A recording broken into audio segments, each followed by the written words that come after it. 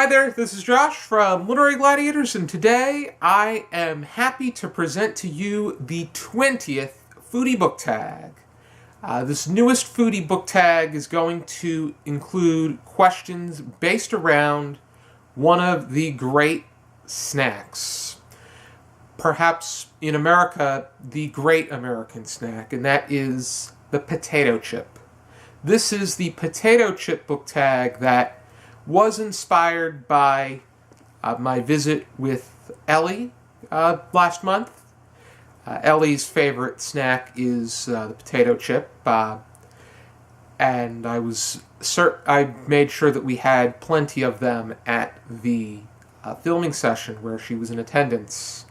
I don't have potato chips with me right now because I don't want to get grease on the camera or on the books, but I will be sure to incorporate potato chips within the thumbnail, which you probably saw already as you made your way to this video. Very special day today because 10 years ago on December 17th, 2008, I won my very first high school tournament. Back in high school, watching and participating in tournaments was a great passion of mine. I would write the official report in the newsletter, and I happened to win 3 of them while I was in high school, and the very first one was the Connect 4 tournament. And here is my first place trophy that I won.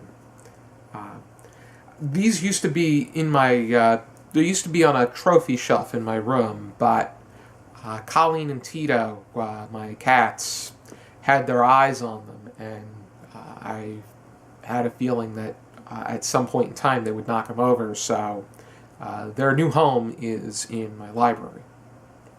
But anyway, back in high school, I actually donned a mustache, so I thought I would do a little bit of a throwback for that. And I also felt like growing another mustache since this is the first time I did so in 8 years. But we'll have to see how long I enjoy keeping it around.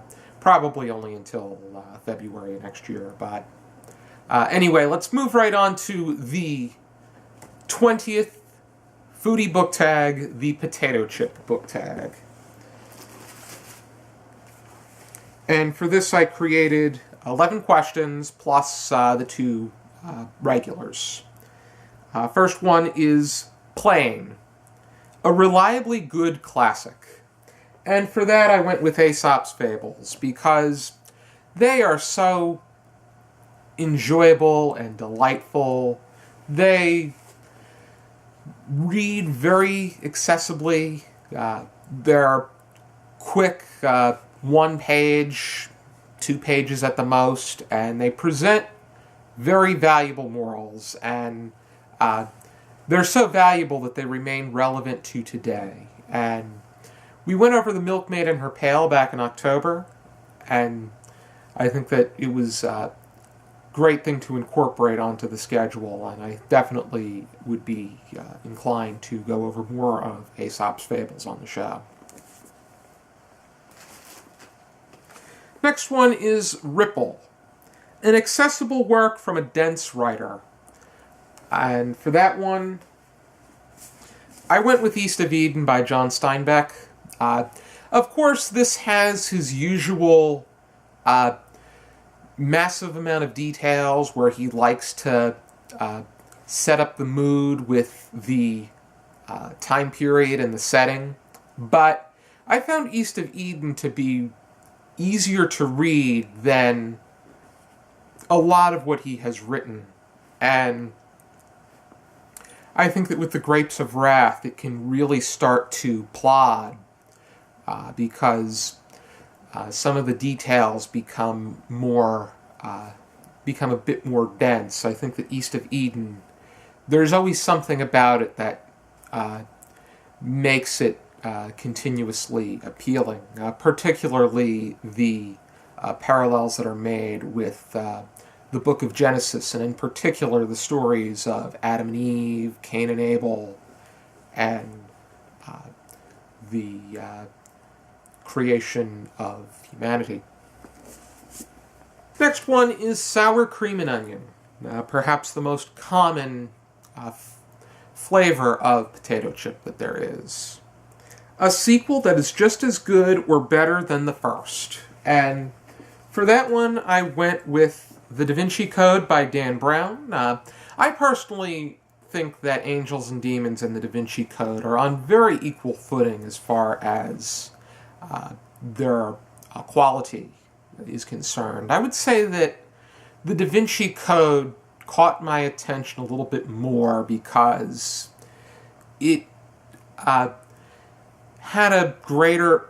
I think that the concentration within its main point was the strongest of any of the Robert Langdon novels, because he also wrote The Lost Symbol, Inferno, and Origin, and those three I don't think are in any... They're nowhere in the league that... They're nowhere near Angels and Demons and the Da Vinci Code as far as good quality is concerned. But I would say that the Da Vinci Code is a book that would fit the question perfectly. Yeah, I was thinking about The Girl with the Dragon Tattoo and The Girl Who Played with Fire, but I think that they are on even more equal footing of one another. Hence the fact that they were both number 2 on my 10 best books that I read in 2011 and 2012, respectively. Next one is Barbecue.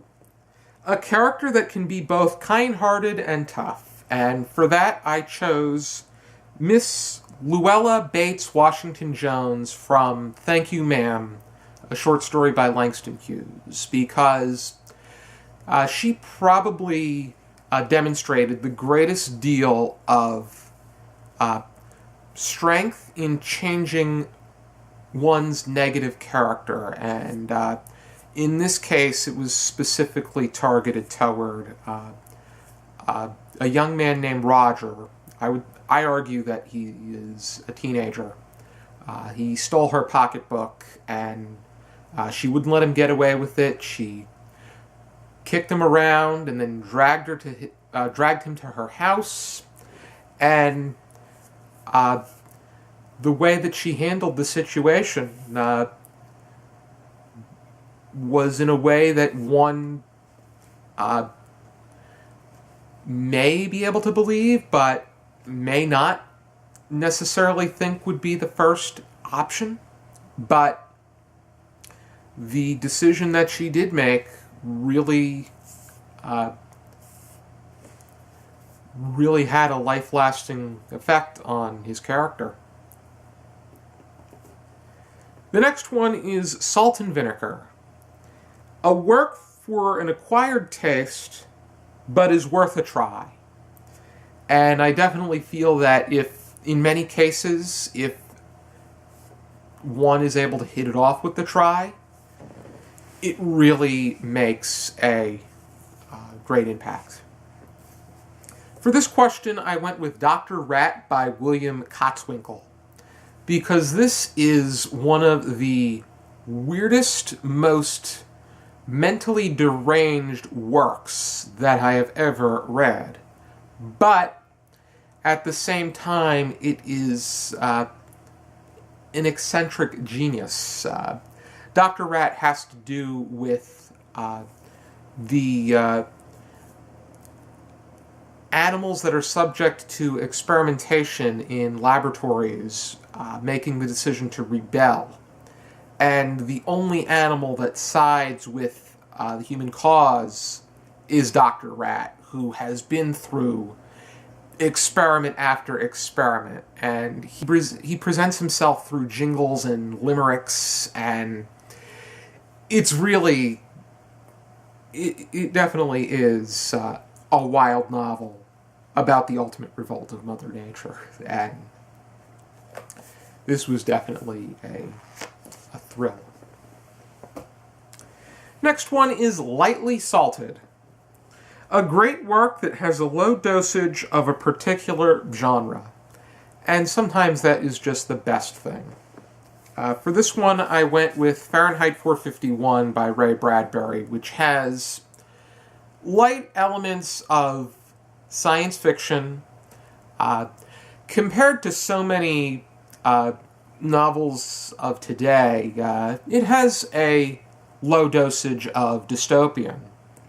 But I think it really stands high and mighty as far as dystopians as a warning is concerned through literature. Because I feel as if the message really stuck with me, especially as a reader and someone that values the physical book. The next one is cheese-flavored potato chips, or cheddar potato chips. A work that makes a scholarly topic accessible. And for that one, I went with Soda Politics by Dr. Marion Nestle. I don't think Soda Politics is the perfect work of nonfiction that tackles a health-related issue, but I do feel that Dr. Nestle does a great job using graphs, surveys, and visuals in order to incorporate her points about why we shouldn't be drinking soda and the different arguments, the different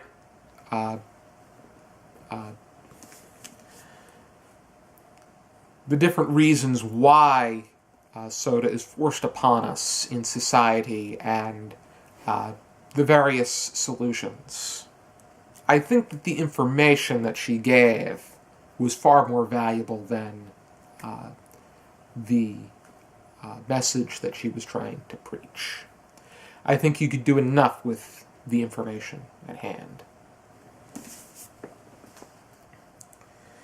The next one is crisps, which a crisp is the British term for a potato chip, and Pringles refers to their chips as crisps. An addictive British writer, putting the two together. Pringles are addictive, crisps are British, and Lewis Carroll is an addictive British writer. Sure, he only wrote two attention-grabbing books in Alice's Adventures in Wonderland and Through the Looking Glass, but he wrote plenty of other things that may have not have garnered acclaim because he was a mathematician, and Jabberwocky, which was within Through the Looking Glass, is often examined as its own piece. But Alice's Adventures in Wonderland and Through the Looking Glass are both subject to continuous evaluation and worlds unto themselves, which resulted in a great deal of film adaptations and retellings. It is a great utopia unto itself, and I think that we are addicted to the world of Wonderland and characters within it, and I for one can say that I would strive to be a student of those particular novels. The next one is Chips with Fish, which in Britain, the chip is the name that is applied to the fry, or the French fry. often accompanied with fish, and fish and chips is a common bar snack. Perhaps even a bar meal. A book you would recommend for a feel-good book club. And for that, I went with The Martian by Andy Weir. And I think it's evident, the discussion that we had on our channel about The Martian. Jesse, Nicole, Tori, and I, we just had a great time talking about this. There was so much to discuss, whether it be a bit more critical, but in many cases with this one, just casual, on-the-surface observations, and there's just so much that can be explored about humanity within this piece, and Andy Weir was the perfect person to write this book. Next one is Chicken and Waffle. It was one of the Lay's potato chip nominees, and it lost out to Cheesy Garlic Bread, and rightfully so. A work that tries to do too much. And for that one, I went with Mockingjay by Suzanne Collins. This is how the Hunger Games trilogy ended. The question was, how many people can we kill off before the novel concludes? Let's make a empowered woman hero, but at the same time incorporate a knight in shining armor man, and let's end it the way that people usually think that this should be ended, so that everybody's feeling happy and gushy and mushy on the inside. Suzanne Collins was doing what she could to cater to the masses, cater to the mass market. Mockingjay did way too much to really be enjoyed at the end. It was almost as if they wanted to drop several puzzle pieces on the floor and expect a completed picture without any major effort. I personally was not Team Gale or Team PETA. I was Team... Both of them are losers. I think Katniss should have not gone with either one of them. Next question is the potato, the foundation of the potato chip. An influential work you feel is overlooked. And for that one, I went with Lawrence Ferlinghetti's poetry. This in particular is a Coney Island of the Mind. Because we know Lawrence Ferlinghetti most for the fact that his bookstore, City Lights, was where the founding of the Beats movement really took shape. And the Beats movement produced Allen Ginsberg, Jack Kerouac, William S. Burroughs, and plenty of other figures. I know Diana de Prima was another one. But Lawrence Ferlinghetti, he himself also wrote poetry, and his poetry was very, it was good and it was impactful. It was a bit more subtle than, say, Howl by Allen Ginsberg, but it still made you think. And it was still very much impacted and reflective of the times. And Lawrence Ferlinghetti is still alive to this day. At the time that this is being filmed, he's 99 years old. And I think in the greater retrospect, he is a major figure in poetry and the Beats movement, and I think that he deserves a greater deal of attention and acclaim. Next one is, what is your favorite kind of potato chip? For me, I like Ripple potato chips, and I like to dip them in ketchup. When I'm eating a sandwich, if I'm not having the potato chip with ketchup, I like a sour cream and onion or a barbecue. A sour cream and onion from Wise, and barbecue from Hers. But I would say that a Hers Ripple potato chip with dipped in ketchup is my favorite. They do have ketchup-flavored potato chips, but I'm not too fond of those. I like to actually dip them in my own ketchup. And finally, bet you can't have just one. Who do you tag? Because this is the 20th Foodie Book Tag, I'm going to tag 20 people. And this time around, I have them written down. The first one is going to be, of course, Ellie from Earl Grey Books, because she was the inspiration for this Foodie Book Tag. We were going to film this together, but due to time constraints and particular issues, we wanted to engage in more of the traveling aspect. We weren't able to get a video of this nature completed, but hopefully, Ellie, I hope you enjoy this tag, and I'll look forward to hearing what you have to say about these different questions. I also tag Steve from Steve Donahue, Mark from Richardson Reads, Adrian and Dalton from Strip Covered Lit, Sue and Megan from Spinebreakers, Amy from the Dusty Bookshelf, Brandon from Books and Beer, Taylor from T Reads, Becca from My Dreams of Reading, JD from JD Estrada,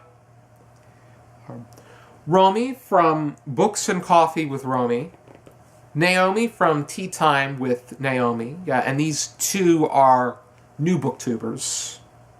Alyssa from Sushi Dragon Master, Kara from Wild Book Garden, Jason from Old Blues Chapter and Verse, Becky from Becky Ford, Rebecca from Rapacious Reads, Hannah from Snow White Reader, Sam from Sarcasm and Sci-Fi, and Paul from Paul Reads.